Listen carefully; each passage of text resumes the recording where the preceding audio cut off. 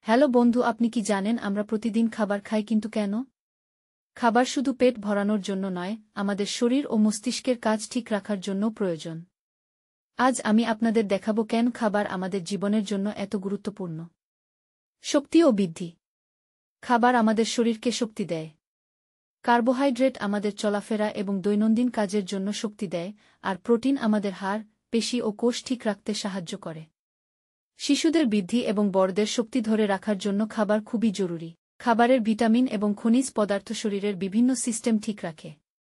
যেমন vitamin C চামড়া ভালো রাখে, ক্যালসিয়াম হাড় শক্ত করে আর আয়রন রক্তের জন্য প্রয়োজন। ভালো খাবার আমাদের মস্তিষ্ককে সক্রিয় রাখে। ভিটামিন বি ও ওমেগা-3 আমাদের মন এবং স্মৃতিশক্তি বাড়ায়। পুষ্টিকর খাবার আমাদের রোগ প্রতিরোধ ক্ষমতা বাড়ায়। ফলে আমরা কম অসুস্থ হই এবং শরীর সুস্থ থাকে। খাবার শুধুই পেট ভরানোর জন্য নয়, এটি আমাদের শরীর, মস্তিষ্ক এবং রোগ প্রতিরোধ ক্ষমতার জন্য অপরিহার্য।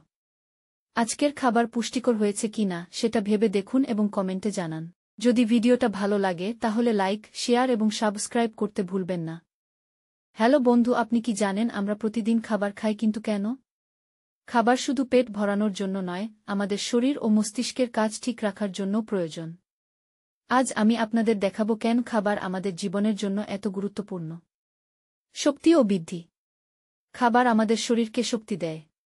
কার্বোহাইড্রেট আমাদের চলাফেরা এবং দৈনন্দিন কাজের জন্য শক্তি দেয়, আর প্রোটিন আমাদের হাড়, পেশি ও কোষ ঠিক রাখতে সাহায্য করে। শিশুদের বৃদ্ধি এবং বড়দের শক্তি ধরে রাখার জন্য খাবার খুবই জরুরি। খাবারের ভিটামিন এবং খনিজ পদার্থ শরীরের বিভিন্ন সিস্টেম ঠিক রাখে।